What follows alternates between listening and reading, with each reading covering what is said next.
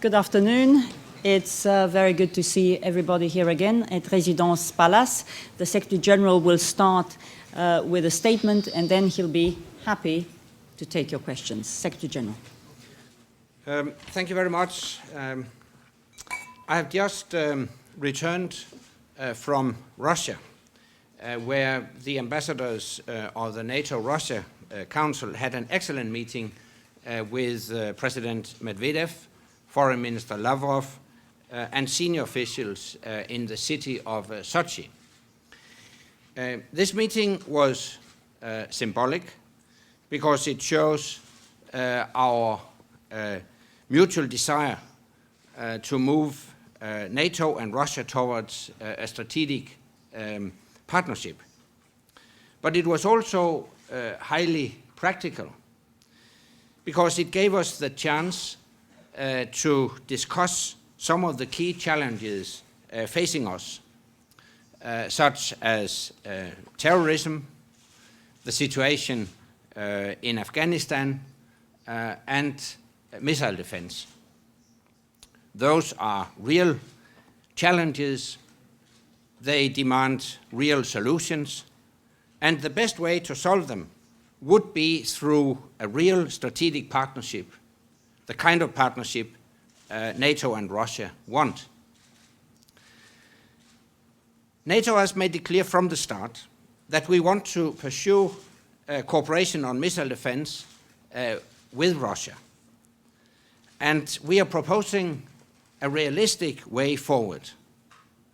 2 independent systems with a common purpose and the mechanisms to exchange data so they can each be more effective. We discussed missile defense in Sochi, and I hope the realism that characterized these discussions will continue to guide us in the months ahead. It should shape our negotiations as we begin to look forward to a possible summit with Russia next spring. Because we want a real partnership. We want to find a real answer to real threats. And if we can find it, it could be a real breakthrough for us all. I also had the opportunity in Sochi to meet South African President Zuma and to brief him on the progress we have made in our operation to protect the people of Libya in full conformity with our United Nations mandate. And that progress is significant. This is a complex operation conducted over a vast area. It is almost 1,000 kilometers from Benghazi to Nalut. The threat to Libyan civilians from Gaddafi's forces reaches from one end of that space to the other. And so do our operations. But we are doing it with care, we are doing it with precision, and we are doing it with success. Since this operation began, we have damaged or destroyed over 2,700 legitimate military targets, over 600 tanks and artillery pieces, almost 800 ammunition stores and bunkers.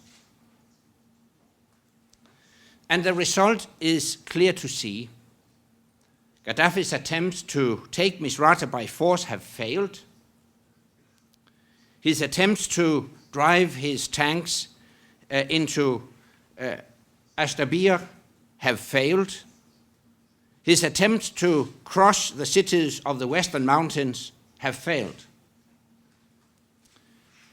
Yes, he is still a threat. His forces are still shelling city streets indiscriminately, and he is still using violence and terror on the areas which he holds. But his plans to retake the country by force have fallen apart. In cities like Misrata and Benghazi, people can once more begin to plan a normal life. They can start to plan for their families and their future. Gaddafi may try and portray NATO as a problem. He may claim that we are preventing a peaceful solution. But the truth is that without NATO and our partners, there would have been no peace to aim for. Remember the tanks in the streets of Misrata. Remember the shelling of the Western Mountains. That is Gaddafi's so-called peaceful solution.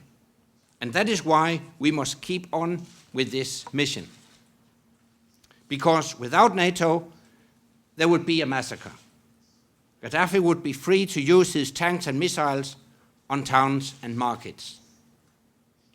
We will not let that happen.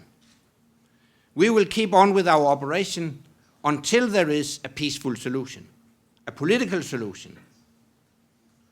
The solution that the Libyan people and the whole world want to see. Momentum is against Gaddafi. His economic strength to sustain a war against his people is declining. His ministers and generals are deserting, and the international community has turned against him. For Gaddafi, it is game over. Finally, let me turn to Afghanistan. This morning, I met General John Allen. In a few days, he will take up his post as the commander of our operation in Afghanistan. We discussed our strategy at this pivotal moment in our most important operation. And we both agreed that the strategy is the right one. This month will mark a milestone in our mission. Afghan forces will shortly take the lead for security in 7 provinces and districts, which are home to a quarter of the population. Ce qui veut dire que plus de 7 millions d'Afghans vont voir leur police et leur armée assurer leur sécurité dans leur pays. C'est le premier pas vers la prise en charge de la sécurité par les Afghans dans l'ensemble du pays. L'OTAN et nos partenaires au sein de la FIAS se félicitent de ce développement, tout comme la population afghane. En fait, les seuls qui ne s'en félicitent pas, ce sont les insurgés. Et là, nous avons bien vu ces dernières semaines jusqu'à quel extrême ces groupes sont prêts à aller pour que l'Afghanistan revienne en arrière. Ils ont fait exploser des bombes dans des hôpitaux.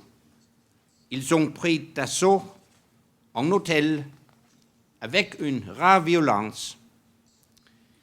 Ils ont fait couler le sang d'Afghans innocents partout et à chaque fois qu'ils en avaient l'occasion. Je condamne absolument toutes ces attaques. Ces attaques ont clairement pour but de faire échouer le processus de transition et de déstabiliser le pays. Mais ce qu'elles montrent surtout, c'est la faillite des extrémistes, car ces attaques ne peuvent qu'inciter la population à se retourner contre cette volonté meurtrière. Elles ne peuvent pas arrêter la transition, ni faire qu'on revienne en arrière. Les forces de sécurité nationale afghanes y veilleront. Elles comptent maintenant environ 300 000 hommes et femmes. Des milliers d'autres sont en formation et la capacité de ces forces continue de croître. L'avenir de l'Afghanistan, c'est un pays géré par les Afghans, défendu par les Afghans et déterminé à améliorer la vie des Afghans. L'OTAN et la communauté internationale tout entière sont résolus à promouvoir ces objectifs pendant la transition et au-delà.